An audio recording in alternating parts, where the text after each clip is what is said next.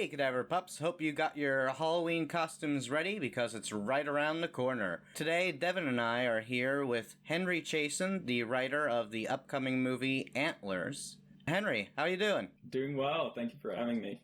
Happy Halloween. Happy Halloween. It's finally here. It felt like it was never going to get here. It's about time. My favorite season. Have you been watching horror movies all month? We've been watching horror movies all year. I was saying we moved into this old house and we get all our inspiration from kind of classic haunted house movies as we try and fix it up. Wait, so you're fixing up the house to look like a haunted house? Yeah, I mean, that's my dream. That's my ultimate dream, is to stage a haunting for our guests. But we're trying to kind of make it comfortable and nice, but we keep finding kind of hidden passages behind the fireplace or boxes in the attic. Shut up. So we get our answers in horror films. We learn how to deal with these things. This is amazing. Oh, that sounds so cool. What's the coolest thing that you found? I mean, definitely the box in the attic, which was not full of old 8mm film reels, I hope. Exactly. No, not Ethan Hawke, but it was, I think, a child who used to live here, and it was just all of so it was like a pair of her shoes, which are like ruby red slippers, like very Wizard of Oz, and then just all of the posters that were on the walls of her room, I think in like the 1960s or 70s. Oh, cool. And it was a person named Dolly who we recently like tracked down, and she still lives in this town, and we've been emailing her. We've been working up to having this face-to-face meeting. But yeah, it was a house that was just kind of full of old junk and stuff, and never really cleared out. The prior owner was an antiques dealer who uprooted and moved to Colorado, kind of left everything behind. Wow. Oh, man, you really are living the dream. I said that earlier, but like for real. Someone's dream, yeah. or nightmare, or... Same thing, really. I mean, I think we all kind of think that our nightmares are our dreams, but I mean, like, in the positive sense of a dream. There's no word for a positive dream for some reason, even though, I mean, I guess there's nightmare. That's a good point. And yeah. I don't know. I feel like people get so much inspiration from their nightmares. I feel like there's so much more to get out of a nightmare than a daymare. Or I don't know what you would call it. I like daymare. But so why are we talking about houses and hauntings, David? Yeah, so we are going to be talking about our top 3 haunted house movies today. Before we get started, Henry, do you want to tell us a little bit about not about your house, but would you like to tell us a little bit about your upcoming works, what people should look out for, anything you want to plug? Yeah, definitely. So there's a movie that I wrote called Antlers that comes out on October 29th in theaters. That's kind of about a haunted town, I would say, but it's set in the Pacific Northwest, and it follows this teacher played by Kerry Russell who comes home after many years to work at a middle school, and one day one of her students brings this story into class that's like definitely a red flag for abuse she thinks is happening at home, and she starts investigating and finds that he's the guardian of a very dark supernatural secret. And that was directed by Scott Cooper, and Guillermo del Toro produced it and did all of the creature design. It's not a big spoiler, I guess, to say that there's a creature at the heart of the film. It comes out in theaters on the 29th, and I definitely think it's a good one to see in theaters. And I'm kind of secretly just a camera geek. And like when I was on set, I was just hanging around with the DP, and he shot it on like a large format sensor, kind of like the almost digital equivalent of a IMAX camera. Oh, cool! So it looks very good on a whatever, an 80-foot tall screen. Yeah, it's a good one to see in the theater, I would say. So everyone go see it in the theater. Go pay money. I've been looking forward to this one for a while. I remember it was one of the first movies to be postponed when COVID began. It was postponed 2 days before it was set to premiere in New York. Oh, no. We got this message. Man. Yeah, we're pushing this, and we're not sure when it's going to come out. I think that was a fascinating day where we just watched the entire kind of Disney slate get cleared for the discernible future. But I'm glad it's coming out on Halloween. I think it's even more appropriate than the initial April release date. Yeah, it kind of worked out for the best. It worked out for the best. I'm glad they waited for Halloween of 2021. Thank gosh. And now we get to go see it. We get to go see it this week. I'm excited. Yep. Yes. I'm excited. It's very, like, I wrote it and I was still very scared by it. I'm like a terrible audience when it comes to horror movies. So I was just covering my ears and closing my eyes. It is absurd. But you know what's coming. I know it's coming. That's You're the one so stupid. These are your nightmares. Or daymares. Or daymares. It's definitely a testament to the team that was involved. Like, they really just, between Scott, who directed it, and Del Toro and the cast, just kind of, I don't know, when they can take a script and just really run with it and make it scarier than you'd imagined. It's kind of a wonderful thing to see. So it's a cool kind of unexpected combination of creators, but I think it resulted in a pretty unique experience. So yeah, excited for people to finally see it. No, that's awesome. Congrats. This is really great. And thank you for coming on today. I mean... thank you for having me. When you picked this topic to do for the Minisode, this was probably the hardest one that we've ever had to do. Narrowing down haunted house movies, especially into the top 3, was like so hard and yet so much fun. And so I'm super stoked to talk about it and hear what you guys' favorites are. I think Henry should start with his number 3 today. We're just going to go around in a circle for those of you listening and name our top 3. So, Henry, do you want to start with your number 3? I totally agree. It's hard to narrow it down to 3, and then to rank those 3 is like maybe the greatest challenge of my life. But it's cool. It's such a kind of broad genre, but I tried to think, like, what is the criteria for a really good haunted house? So I think my number 3 was one that I thought kind of really ticks all of the boxes for like the classic haunted house. So that was The Changeling from 1980. Dude, okay. So, David, I have to say, David and I texted right before this because we're like, it's so hard to pick our number 3. And he and I both said, because it's The Changeling, kind of, maybe, possibly. Oh my God. we both agreed that The Changeling would easily be within like our top 5 or 6 or whatever. But narrowing it down to top 3 and pushing The Changeling out was like so painful. It's like, are you really a haunted house fan if The Changeling isn't mentioned? Exactly. It's a weird one because I feel like it's one of those movies that so much has been pillaged from it over the years for other haunted house movies. But it's still, I don't know. We rewatched it a couple of months ago, and I feel like it still holds up in its original context. Totally, it's a classic, like you said. It's a classic, and it's got all of the it's got the kind of epic seance scene. It's got a ball bouncing down a staircase, and something about it keeps me coming back. I think a big part of it is George C. Scott and his performance, and I'm like the ultimate George C. Scott fan, and I think between this and like The Exorcist 3 and A Christmas Carol, he was in like a TV movie of The Christmas Carol that's horrifying and like scared me as a child. He's such a great kind of protagonist to follow. I feel like that's so much of it is just a really compelling performance as someone's coming up against the impossible and how they react to it. So yeah, something about The Changeling, it definitely still works. And I think it successfully answers the question of why doesn't he leave this place? And I feel like so many stories falter there. Yeah, I agree. The whole idea of like, why don't they leave is usually a hard one to answer, so... No, but he has a great reason. Also, I love that this character is a composer, which I haven't really seen very much.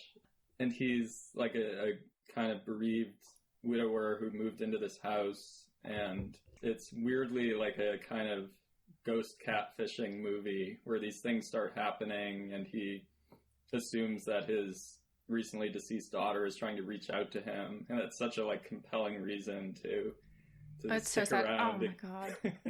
That opening scene too, like in terms of like haunted house movies, it also haunted me for so long. That movie, it really stays with you. I think it was one of the first horror movies I like really remember seeing and like loving a lot. Also, it's just such a unique and original story. Like, yes, it hits all the tropes, all the cliches that really became cliche later. But the mystery as it unravels is so unique and interesting. It's not a changeling in the traditional sense of the word changeling, but when you find out why it's called that, you're like, oh my god, this movie's fucking great.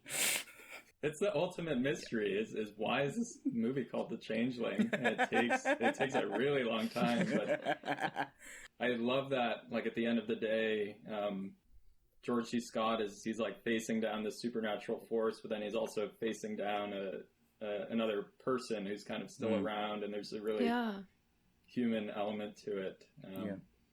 It's a good one, and weirdly one that a lot of my friends haven't seen. It's hasn't quite made it into the pantheon of horror greats. It should have. Right? Guys, I should know. have.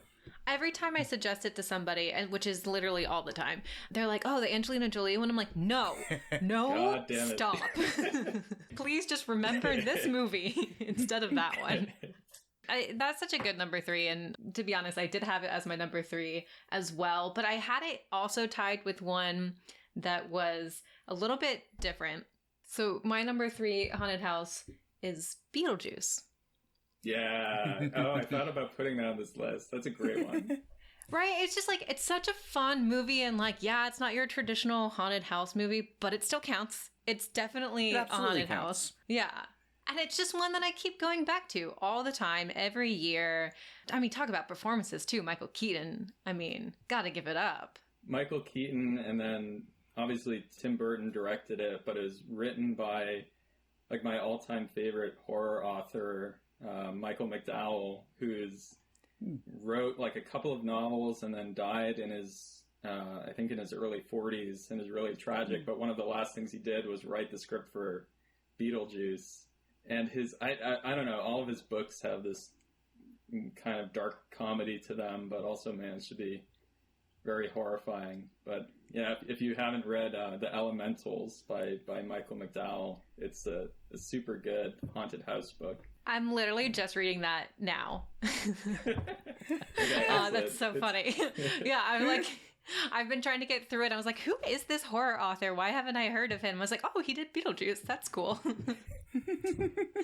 I'm going through like all my dad's old horror books that he left me. It recently came into print again. Beetlejuice for me is that movie that like I watched and loved when I was 5 years old, and I do not remember anything about it, and I need to rewatch it.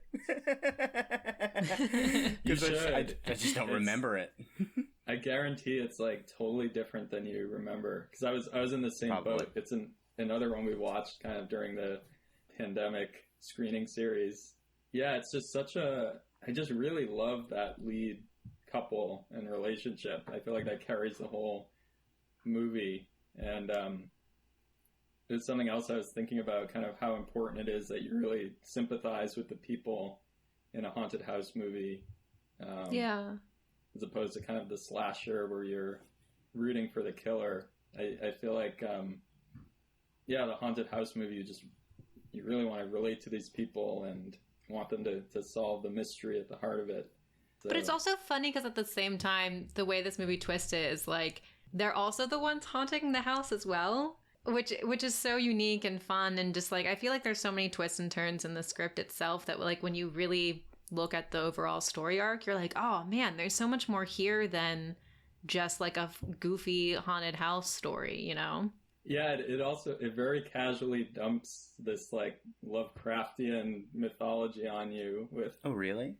Like I remember that I think the first time once they've died, the first time they go out of the house, they're in this weird desert with giant worm creatures that are swimming around, and it just hints at this very mysterious afterlife that's not quite how we might think of it. But yeah. And the details of it is so great. I mean, every single background character when they're in the afterworld is so well done. And each in their costume and in their makeup, each has a story of like how they've died. And it's just so fantastic to see this full world around them. It actually might be a good pairing with my number 3, which is also a children's horror that was not directed by Tim Burton, although many people might think it was. And that's Coraline. Yes. Oh. Just like you guys were saying, it's very deceptive in how it presents itself, because it feels like this very classic fairy tale. It almost has a Disney movie type setup, but then it's just so exceptionally dark and brooding to the point where we're like, are you sure this is a kid's movie? Like, now we're talking about how there are all these dead children whose souls have been captured by this giant spider monster thing. With buttons It's for scary. eyes. Oh, horrifying. Yeah. Hey, you're totally right. It like harkens back to Grimm's fairy tales, just like truly awful stories under the guise of a fantastical tale. And that the book really scared me as well. I think as a kid, the Neil Gaiman book is some of his descriptions are pretty chilling, and the movie did it so well. Like, I'm so glad it was stop motion animation. Stop motion works so well. Stop motion is just unbelievably creepy. And if you're using stop motion for anything other than to creep out your audience, then you're using stop motion wrong, because it's creepy. That's funny because we always try to recreate it, I guess, in horror movies too. That we're like, take out these frames to make it look jittery, which is stop motion-esque. Yeah, like they did that in Us. Us, in like in Pulse. That's such a good point. People are always trying to move like a stop motion character. It's funny. Yeah, what did we just cover, David? Oh, The Evil Within. Have you seen that, Henry? It's like a little stop motion-y as well, and so creepy. Oh, so creepy. What's your number 2, Henry? So my number 2, this is the controversial one, because it's not necessarily about a house, but it's Session 9 from 2001, which is a haunted asylum. So kind of a house. This was like an early introduction to horror for me, because one of my dad's best childhood friends plays the security guard in Session 9, and it's shot in Danvers Hospital, which is super close to where I grew up. So I watched this movie and then went to the actual building where it was shot. God. And it's the most kind of unsettling overlap. Yeah, it's a really kind of strange, unique one. I don't know if either of you have seen. I'm trying to remember. Is this the one with the tapes? It's the one with the tapes, and It's like a team of guys who are removing asbestos from an old hospital. Yes, I do remember this. It is creepy. It's very unique. Can you describe it? I haven't seen it. Like, what's the pitch? So it's like a very, very simple setup, which is this team of workers who have taken on the job of rehabilitating an abandoned asylum and kind of removing all the hazardous waste, because it's supposed to be turned into the new kind of town offices, and each of them starts to fall prey to this kind of malign presence that still lives in the building. But the tapes is like the heart of it, where one of them discovers this set of reel-to-reel recordings in the basement that chronicles a patient who used to live here who was suffering basically dissociative identity disorder and had this voice in her called Simon. And Simon like keeps coming up throughout, and one of the characters ends up being kind of possessed by this entity called Simon.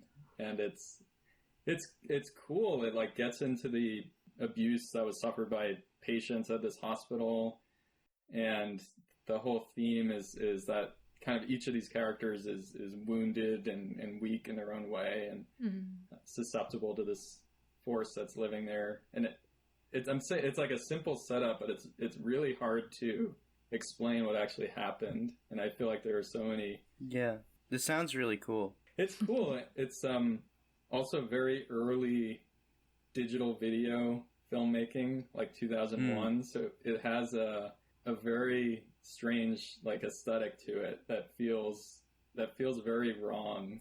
Something about the frame rate of it, just the way it's shot, I think actually adds to the horror of it, where it doesn't look like a horror movie is supposed to look. It almost looks like a made-for-TV soap opera. Is that intentional or just a I think it was accident? intentional. I think it was a product of like this technology. Yes.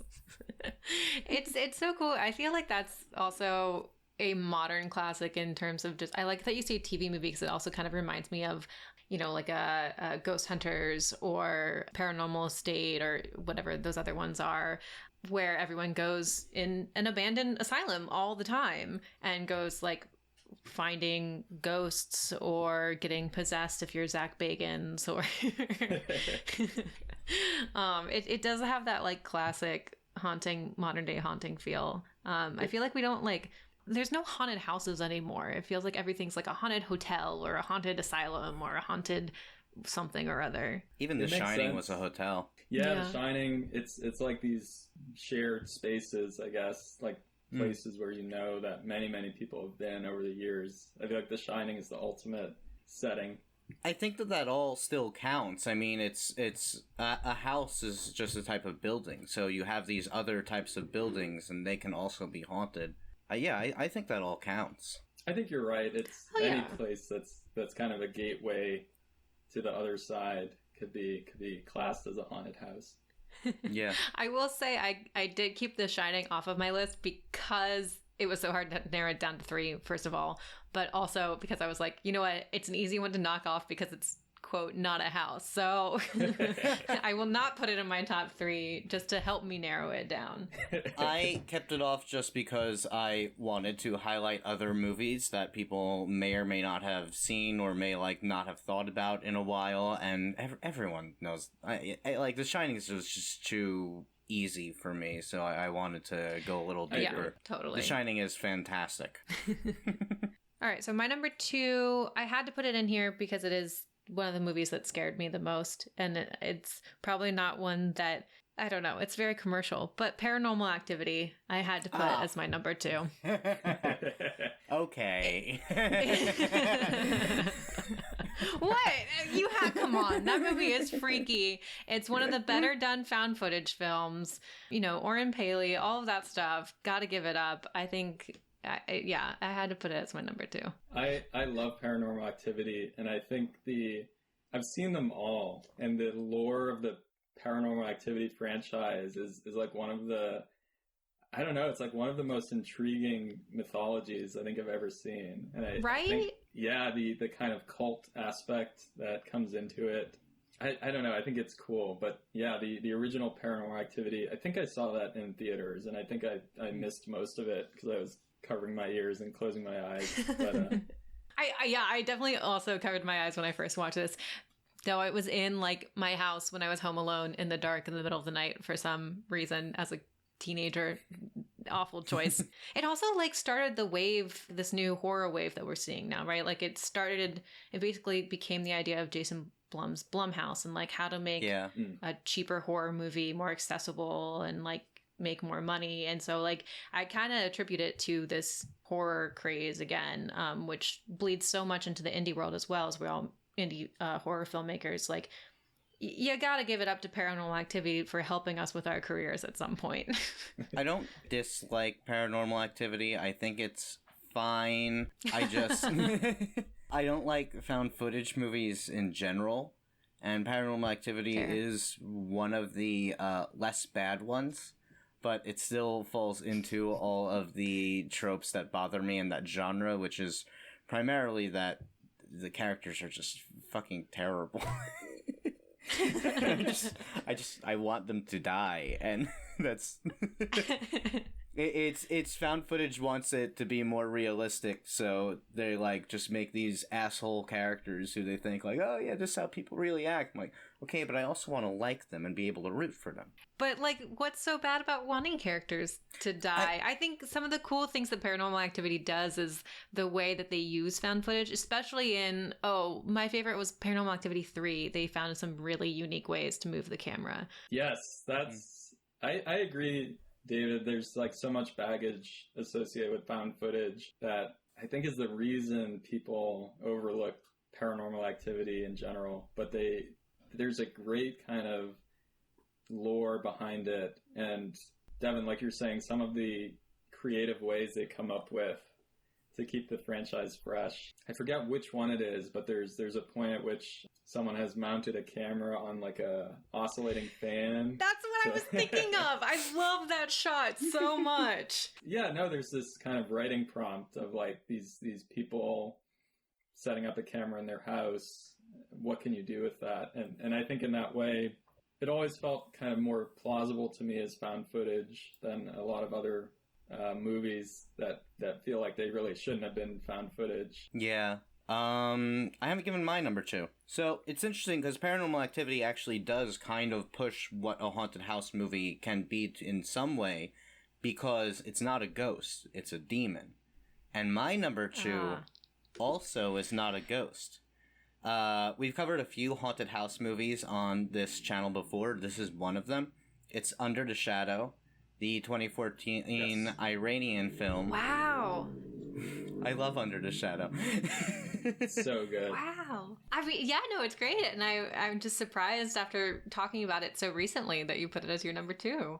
It's just so unique and interesting. It's if you haven't listened to our episode or seen this movie, it is set during the Iran-Iraq war.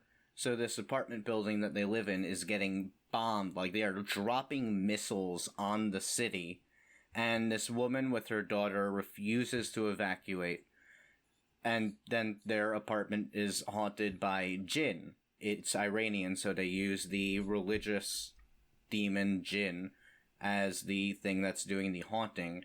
And it is, in large part, a metaphor for the Iranian government's religious oppression of women.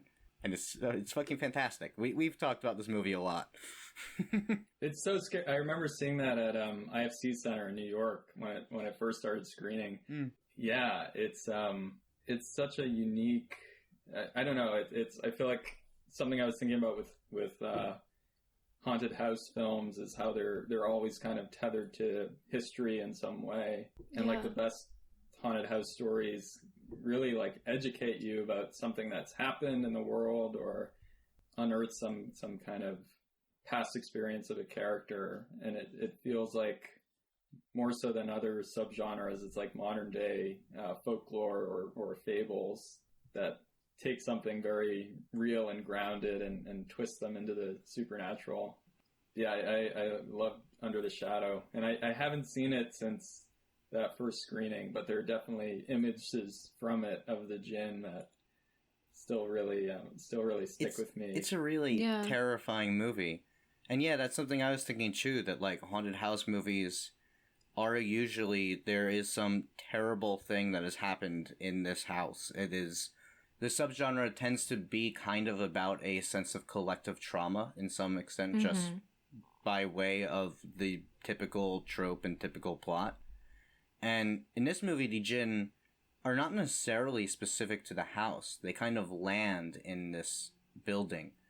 It's nothing that happened in the building specifically that summons them. But it still has all those themes and works in the same way. Yeah, and I think that's really beautiful what you two are saying, because, yeah, we usually see it with the history haunts a person or a family, but, like, in this one, yeah, it's a family, yeah, it's a person, but it also kind of feels like the whole generation of women is being haunted. They're literally under the shadow.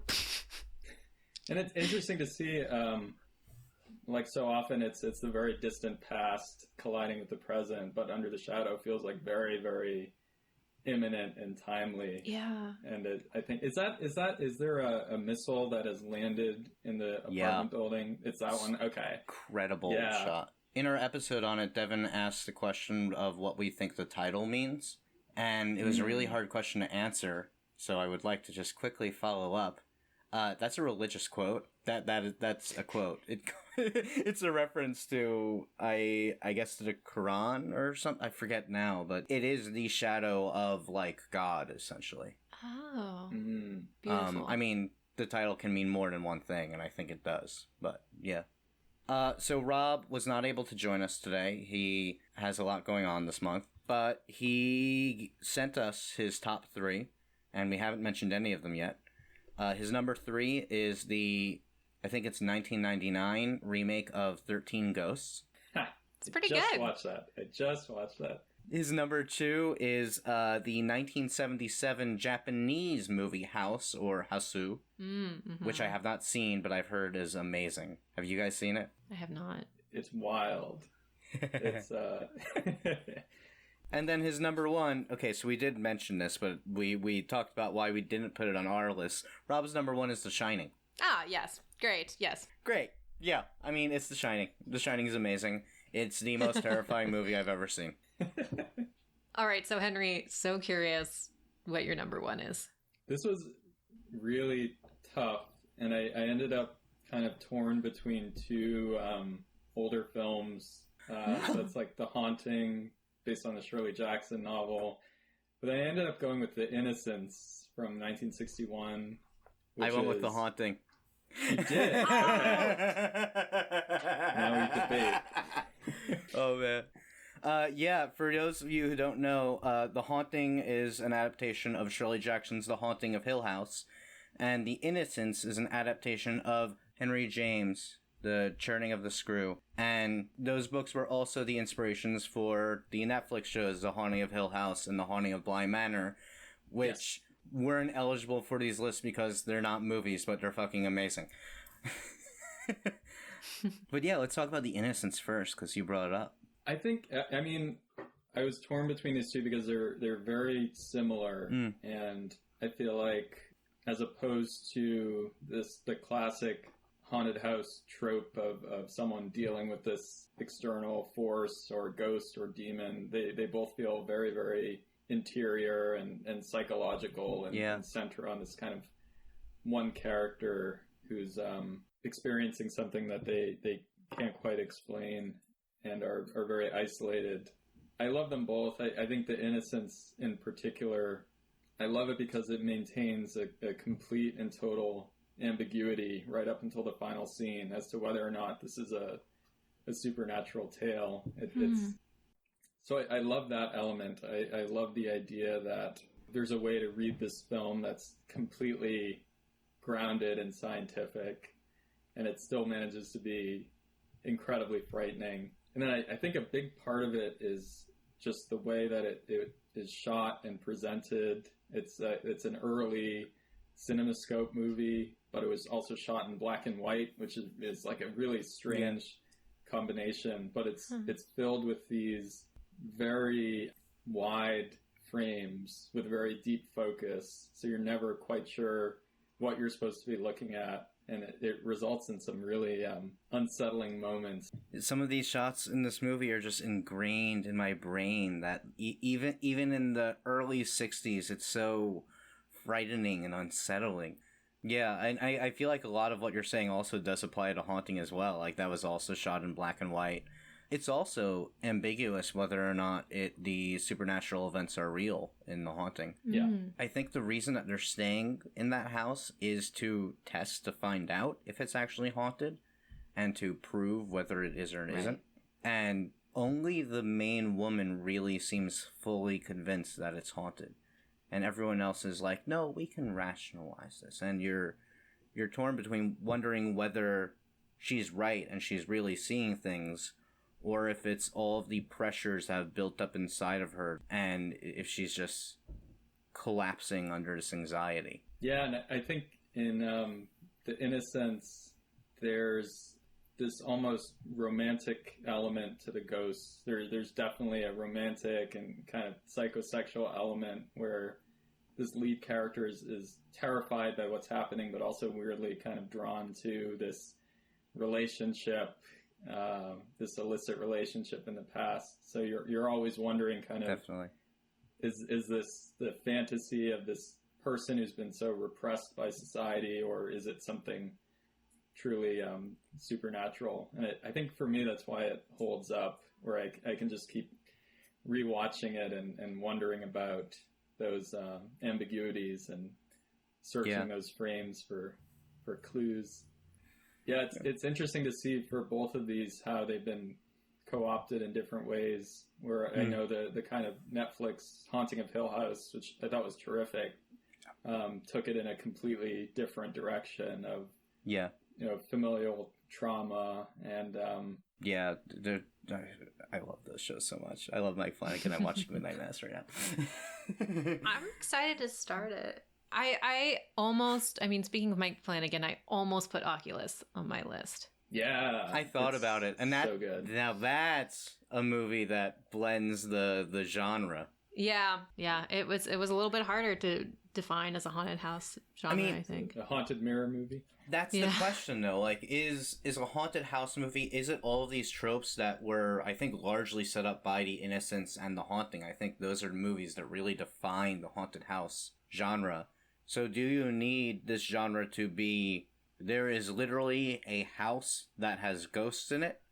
Or do you need it to be, like, it has these elements, it has this spooky presence, it has these themes? Is Get Out a haunted house movie? There's no ghosts, but it has everything else. Is Rosemary's Baby a haunted house movie? Is A Nightmare on Elm Street a haunted house movie? I feel like it has to have the paranormal element, though.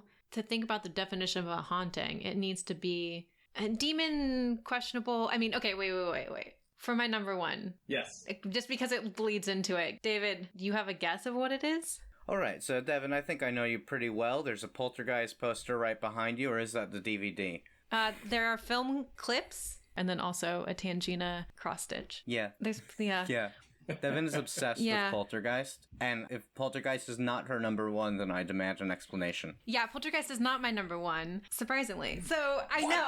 Sorry. So one, I couldn't list it. It's just like it's not only my favorite horror movie, but it's my favorite movie. Period. So I just felt it was unfair to even try to compare it to anything else. But yes, ultimately, Poltergeist is my number one, but. Also partially because of the definition of haunted house, and I had to stretch it a little bit and ultimately this is a haunted house movie, but the movie itself defines itself as not a haunted house movie. It is a movie about a poltergeist. So, Dr. Lesh in the film literally says a poltergeist is stuck usually to a person, whereas a haunting is usually an area. Which, it is, poltergeist is, but it isn't. It's so confusing because, is it ghosts or is it an energy that comes from a person that is manifested, and then therefore is it a haunted house? Or is it a haunted person? I think it's a haunted house. Or is it a haunted family? I don't know. Because then, if we continue with Poltergeist 2 and 3, it is a haunted person. Yeah, but it doesn't start that way. And you can't continue with Poltergeist 2 and 3. I can make a sequel to The Changeling where I say, oh, actually, that ghost wasn't even a ghost. It was just an AI recording. And then you'd be like, oh, well, it's not a haunted house movie. No, you have to take the original and it's abstract. It's the question that comes up with all of the Insidious movies as well, which I love that a family is living in a haunted house and then they do what any normal person would do and they move. And the haunting continues, and you realize it's tethered to their son. I think my criteria was there has to be some kind of unresolved trauma or historical element to it. So I would actually agree. Poltergeist feels like a almost science fiction story to me. So Devin, what is your number one? Please don't say the remake of Amityville Horror. No. Oh, God. No. I actually went very, very similar to how you guys described your number ones, except different. I went with the others. I went psychological, tonal, the whole isolation, not knowing if it's supernatural, not literally everything you guys listed for The Innocents and The Haunting. I feel was the reason why I chose the others also. We have to talk about this without spoiling it. You know what? I'm happy to just leave it at that. It's a good rewatch too. There's so many of the, like you were saying with the innocence, like there's so many moments where I'm like, oh, how is this going to differ knowing the ending? We can't talk about it without spoiling it, but I love that movie. It's fun. Yothers is a great choice. I considered it as well. And all three of these are, I would call all three of them gothic horror, which I think is interesting. Yeah. And they're all about a character who's kind of repressed something in their mind that starts to kind of bleed through in the form of a supernatural experience. So I think that's so interesting, kind of gets back to the whole origin of Haunted House. But they're all in these kind of gothic architectural settings, and there's a lot of darkness, and all about people who are isolated from the world. So I don't know, there's something there. Well, thank you so much for talking with us. It was so great to have you. This was a super fun episode, and thanks for departing all your wisdom as well. Really great to talk through the genre with you. Oh, this was a pleasure, and I hope to come back and join you again. Absolutely. Henry, where can people follow you and learn more about Antlers and what you're up to next? Well, I'm not big on social media, but I feel like the best way to follow me is through various projects. So Antlers comes out on the 29th, and I've been working for a while on this show called Servant that's on Apple TV, that we're now going into the fourth season of. But the third season is set to premiere, I think, in November, although they haven't set a date yet. And that's a fun show, and definitely one that preserves ambiguity up until the last moment as to whether or not something supernatural is unfolding. So also recommend checking that out. Hell yes. Awesome. So everyone go watch Antlers and then go watch The Servant on Apple TV. Yeah, and let us know what you think of the movie and the show, and send us your awesome Halloween costumes to our social media at cadaverdogspod.